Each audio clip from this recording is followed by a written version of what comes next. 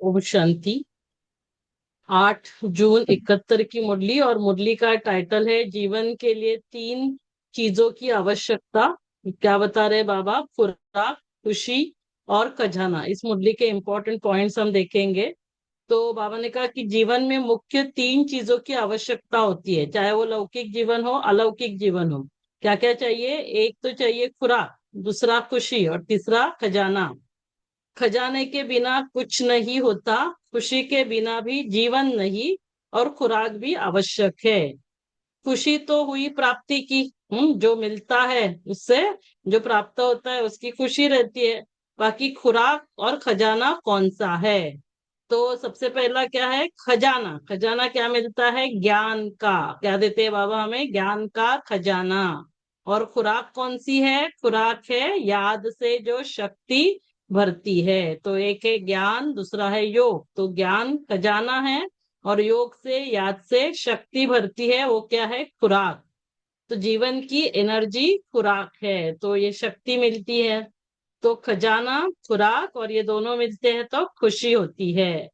फिर ये जो ज्ञान सागर ने इतना खजाना दिया है हमें, सागर को गागर में समाकर दिखाओ। तो कैसे छोटे बच्चों को सिखाते हैं? 1 2 3 4 5 के अंदर ही सारा खजाना गिनती कर सुना सकती हो। जैसे एक के लिए हम क्या कहेंगे? एक बाबा, और एक बाबा का ये ज्ञान। तो एक बाबा, एक ज्ञान, एक ही संगम युग, फिर एक ही संगम युग पे ब्राह्मण परिवार, और फिर एक बाबा की मत पर चलकर हम क्या क्या करते हैं? एक धर्म, एक राज्य, एक भाषा। तो ये जैसे एक के लिए हम समझा सकते हैं। दो के लिए क्या समझाएंगे? जैसे दो क्या है? बाप दादा, राज्य है, भाग्य है, राज्य भाग्य, माता पिता, बाबा और मैं, लक्ष्मी नारायण, बाप और वर्षा, लाइट एंड माइट। ये दो के लिए हम समझा सकते हैं। तीन के लिए क्या समझाएंगे? बाबा, मुरली, मधुबन, ओम शांति, दादी जानकी के 3 ओम शांति। फिर त्रिमूर्ति, त्रिमूर्ति कर्तव्य, स्थापना, पालना, विनाश, ब्रह्मा विष्णु शंकर। फिर त्रिनेत्री, त्रिलोकीनाथ, फिर 3 लोक, त्रिकालदर्शी, आदि मध्यांत। फिर निराकारी, निर्विकारी, निरहंकारी, त्याग, तपस्या, सेवा, ताज तक तिलक। ऐसे 3 के लिए हम समझा सकते। 4 के लिए क्या? 4 हमारे ज्ञान के सब्जेक्ट, ज्ञान, योग, धारणा, सेवा। फिर 4 युग, सतयुग, त्रेता, द्वापर, कलयुग। फिर धारणाएं हमारी 4, 4 धाम, 4 भुजाएं, 4 भुजाओं में जो अलंकार। फिर 5 के लिए हम समझा सकते हैं 5 स्वरूप, संगम युग पकड़ेंगे तो 5 युग। फिर 5 विकार। ऐसे 5 के लिए तो ऐसे ऐसे मंथन करना चाहिए जिससे सहज भी हो जाए, और फिर वही ज्ञान रमणीक भी बन जाए। 5 में सारा ज्ञान वर्णन कर सुनाओ। 1 2 3 4 5। तो जितना बार खजाने को वर्णन करते हैं, तो ये सारा क्या है? ज्ञान खजाना। इसको वर्णन किया तो वह मनन में लाते हैं, तो क्या होगा? उतनी फिर खुशी होती है। हमारे पास कितना खजाना है! जितना बाबा को याद करते हैं, तो फिर खजाने को मनन करने में क्या हो गए हम? मगन अवस्था। मगन अवस्था तो मगन मना बाबा की याद में खो गए, मगन हो गए, लगन में मगन। तो क्या होगा? वहां से शक्ति मिलती है, तो खुशी भी मिल जाती, खुराक भी मिल जाती, और खजाने की स्मृति भी आ जाती। तो इस जीवन को क्या कहेंगे? श्रेष्ठ जीवन। याद की यात्रा में रहने से कोई करामात आती है? तो जैसे याद की यात्रा में रहते हैं तो क्या करामात होती है? तो जैसे हमें शक्तियों की प्राप्ति होती है।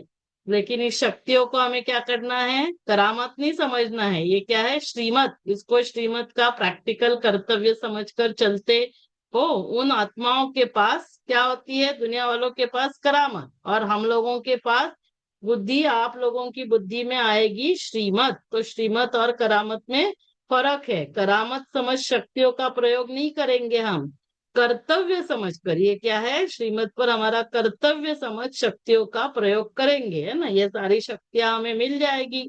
हम्म हमें ये सारा खुराक मिल जाएगा। शक्तियां आनी जरूर है, मुख से बोलने की भी जरूरत नहीं। ऐसे ही संकल्प से ही हमारे कर्तव्य सिद्ध होंगे। तो आपका संकल्प कर्तव्य को पूरा करेगा। संकल्प से किसी को बुला सकेंगे, किसको संकल्प से कार्य की प्रेरणा देंगे, ये क्या है, सारी शक्तियां। लेकिन इसको क्या करना है, हमें करामत नहीं समझना है, ये श्रीमत पर कर्तव्य समझ प्रयोग करना। तो यह प्राप्ति श्रीमत से हुई है। जैसे बटन दबाने से सारा नजारा टेलीविजन में आता है, वैसे ही आप संकल्प यहाँ करेंगे, वहां उसकी बुद्धि में क्लियर चित्र खींच जाएगा, ऐसे कनेक्शन चलेगा। तो सारा, हाँ, आने वाले समय में खेल क्या चलेगा, संकल्पों से ही सब कुछ कार्य होगा। ये संस्कार भी अभी हम यहाँ से भरेंगे तो वहां पर भी संकल्पों से ही सब कुछ सतयुग में होगा। यह सभी शक्तियों की प्राप्ति हमें होगी, जितना जितना खजाने को हम मनन करेंगे तो ये सारा खुराक मिलेगा। व्यर्थ संकल्प श्रीमत नहीं है, यह अपनी मनमत है। तो जब ऐसी बुद्धि हो जाए, है ना, जब ऐसी बुद्धि माना जिस बुद्धि में कोई व्यर्थ नहीं, तो जिसमें सिवाय श्रीमत के कुछ भी मिक्स न हो, तब हमें शक्तियां मिलेगी। ये सारी शक्तियां कब मिलेगी, जब बुद्धि क्लीन एंड क्लियर, कोई व्यर्थ मिक्स नहीं है।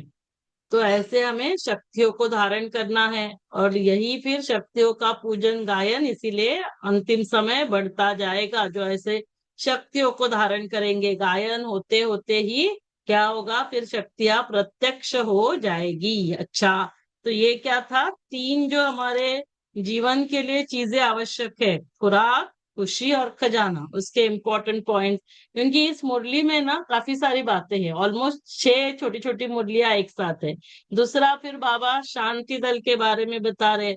निर्मल शांता दादी बाबा के सम्मुख थी, कलकत्ता के सर्विस का साधन तो स्थापन किया। तो ये इससे हमें कि जब हम साधन स्थान स्थापन करते हैं तो हमें फिर उसको कैसे पालना करनी है, ये हमें बाबा समझा रहे।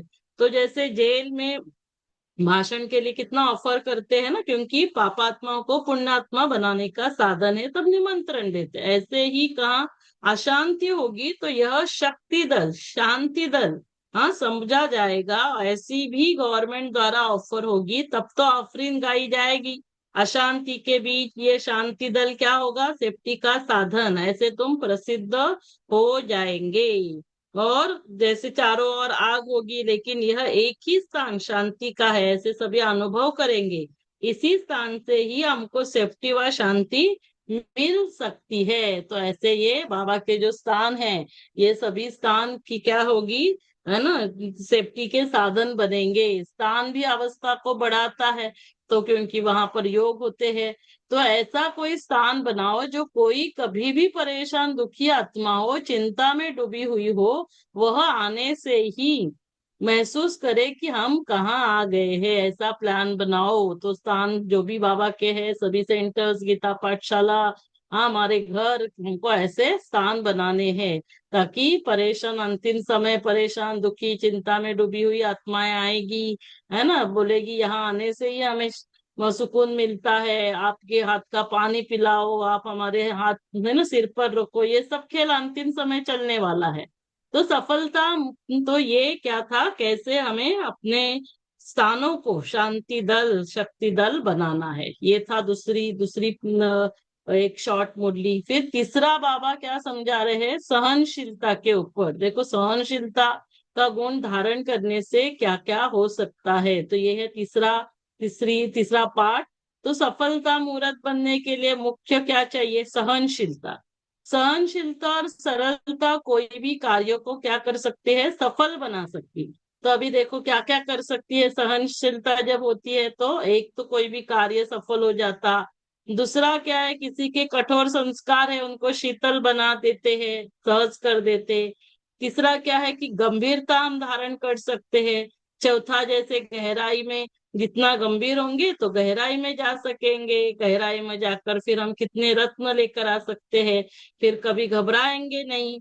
तो सहनशीलता वाले बाहर मुक्ता के वाइब्रेशन को ही नहीं, लेकिन मन के संकल्प भी जो उत्पन्न होते हैं, उन संकल्पों की उत्पत्ति को देखकर भी घबराएंगे नहीं। तो सहनशीलता से बाहर बाहर जो वाइब्रेशंस होगा उसको देखकर घबराएंगे नहीं, ऐसे नहीं, वो तो अपने संकल्पों को भी देखकर घबराएंगे नहीं। इतना सहनशीलता से क्या होगा, निर्भय बनेंगे। फिर क्या होगा, सदैव संतुष्ट दिखेंगे, संतुष्ट मूर्त। और संतुष्ट मूर्त है तो चलते फिरते फरिश्ता अनुभव होंगे। तो ऐसे ही सहनशील जो होते हैं वो गहराई में जाते और बहुत शक्तियों की प्राप्ति करते, जैसे मनन शक्ति। मनन करते समय, मनन करने से क्या होगा, फिर मगन हो जाएंगे। फिर सहनशीलता वाले और क्या करते हैं, उनका चेहरा गुण मूरत बन जाएगा, सारे गुण आएंगे। तो इतना अटेंशन हमें रखना है। तो हम ड्रामा की ढाल पर भी ठहर सकते हैं। सहनशीलता वाला साक्षी होकर हर दृश्य को देखेगा।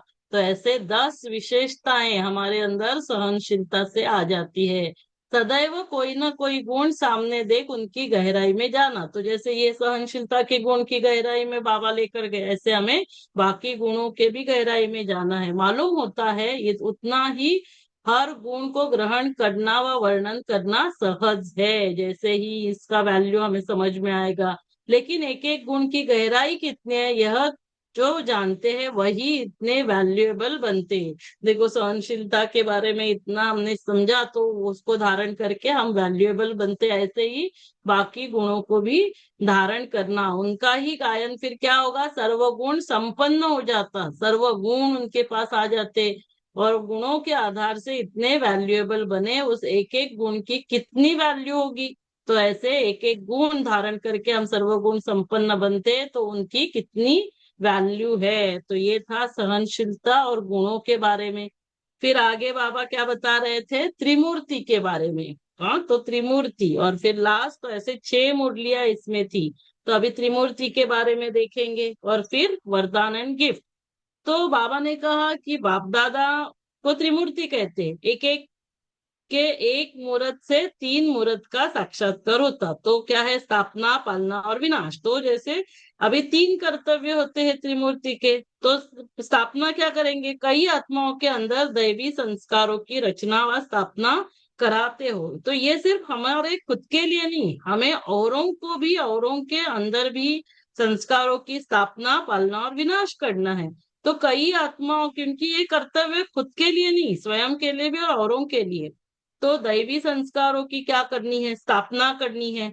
फिर कई होते हैं जो अपने संस्कारों, तो है ना, उनको वो अपने संस्कारों को सेवा में नहीं लगा सकते, तो उन्हों को क्या करेंगे, मदद दे आगे बढ़ेंगे, जैसे हम उनकी पालना कर रहे हैं। तीसरा क्या है, कई आत्माएं जो अपनी शक्ति से पुराने संस्कारों को मिटा नहीं सकती, उन्हों के भी मददगार बन उनके विकर्मों को नाश करने में मददगार बनते हो। तो उनकी कमी कमजोरी जो है, तो हम उनको नजरअंदाज करते हैं, उनको, है ना। तो ये हर एक के लिए स्थापना, पालना और विनाश करने के लिए हमारे अंदर कोई कोई गुण लेकर आना है, तो वो भी हम देखेंगे। तो तीनों कर्तव्य चल रहे हैं। तो अभी इस पालना, स्थापना करने के लिए क्या चाहिए, ज्ञान मूर्त बनना है ना। दैवी संस्कारों की रचना कराती हो उस समय क्या बनते हैं हम, ज्ञान मूर्त। तो रचना करते हैं ज्ञान देकर, उनके अंदर वो संस्कार भरते हैं। फिर पालना करने के लिए क्या चाहिए, रहम और स्नेह, ये दोनों चाहिए पालना करने के लिए। और तीसरा क्या है, तीसरा है विनाश। तो संस्कारों का नाश करने के लिए क्या चाहिए, शक्ति स्वरूप रुहाब होना चाहिए। रोब नहीं, क्या होना चाहिए, रुहाब। तो उनके विकर्मों को विनाश तब तक विनाश नहीं कर सकेंगे। तो ये तीनों चाहिए। सिर्फ देखो, जैसे अभी तरस और स्नेह है तो विनाश कर सकेंगे क्या, नहीं। अभी रहम, रहम नहीं है ना, तरस रहम स्नेह नहीं, तो कि फिर पालना नहीं हो सकेगी। तो रुहाब ज्यादा, रहम कम है, तो पालना में मददगार नहीं, सिर्फ विकर्म विनाश करने में। नॉलेजफुल नहीं तो फिर रचना नहीं रच पाएंगे। तो इसका मतलब क्या, हमें नॉलेजफुल भी बनना है। फिर हमें रहम, तरस और स्नेह भी होना चाहिए, और रुआब भी। तीनों में ही प्रैक्टिकल में समानता है, तो फिर क्या होगा, सफलता बहुत जल्दी मिलती है। तो यह समानता हमें लानी है, जो बाप में सर्वगुणों की समानता है, ऐसे हमें समानता लानी है। तो ये थी हमारा त्रिमूर्ति के बारे में। अभी लास्ट क्या है, वरदान और गिफ्ट। बाप और दादा द्वारा गिफ्ट मिलती है ना। तो दोनों के द्वारा जो गिफ्ट मिलती है, क्या मिलता है हमें, स्वर्ग का राज्य भाग्य मिलता है। तो अनन्य बच्चे स्नेही व सर्व कार्य में, तो ये तो सभी को मिलता, लेकिन जो स्नेही सहयोगी होते हैं उनको अपनी अपनी गिफ्ट मिलती है दोनों के द्वारा, साकार और निराकार के द्वारा स्पेशल वरदान, है ना। वरदान में क्या क्या मिलता है, विशेष जैसे शक्तियों का वरदान तो क्या है, जैसे किसी को सदा सहयोगी, फिर किसी को सर्व के स्नेही बनने का, किसी को सर्व के संबंध में आने का, फिर किसी को समस्या आए उसको सामना करने की शक्ति। तो ये ऐसे वरदान में हमें सहयोगी, स्नेही, सर्व के संबंध में आना, समस्या आए तो सामना करने की शक्ति है, ऐसे हमें वरदान में मिलता है। तो हर एक को अपना अपना वरदान भी मिला हुआ है, लेकिन साथ साथ गिफ्ट भी मिली हुई है। सर्व शक्तियों में से एक श्रेष्ठ शक्ति वरदान के रूप में मिलती है। तो एक दो के संपर्क में आने से अनुभव होता है किसी के अंदर ये शक्ति है, किसी के अंदर ये गुण है। तो बाबा ने कहा कि वो कौन सी गिफ्ट मिली है और उस पर्सनल गिफ्ट को सदैव कायम रखने के लिए किस बात पर अटेंशन रखना है, ये अमृत वेले विचार सागर मंथन करना। याद की यात्रा से आत्मा में क्या होती है, व्हील पावर आती है। सर्व शक्तियों को व्हील किया तो बाप सर्व शक्तियां व्हील कर देते। यदि हमने सर्व शक्तियों को व्हील किया तो बाबा हमें सर्व शक्तियां देते। सर्वशक्तिवान साथी बन गए और सर्व शक्तियां साथी बन गई तो क्या होगा, फिर विजय ही विजय है ना। सर्वशक्तिवान साथ है, सर्व शक्तियां भी है। तो ज्ञान मार्ग में करने की शक्ति, भक्ति मार्ग में क्या है, भक्ति मार्ग में सिर्फ कहा जाता, कहने की शक्ति होती। तो ये रात दिन का फर्क है। ज्ञान मार्ग में हम करते हैं, वैसे बनते हैं। अच्छा, ओम शांति। तो ये थी हमारी जीवन के लिए तीन चीजों की आवश्यकता, खुराक, खुशी और खजाना। 8 जून 71 के मुरली के इम्पोर्टेंट पॉइंट, जिसमें हमने ऑलमोस्ट 6 अलग अलग छोटी छोटी पार्ट्स में देखे। 3 के याद रख सकते हैं, बी के वैसे 3 के है ना, 3 के, खुराक, खुशी, खजाना। फिर शांति दल के बारे में, सहनशीलता, फिर गुण, त्रिमूर्ति और वरदान गिफ्ट, इसके बारे में अभी हमने देखा। ओम शांति।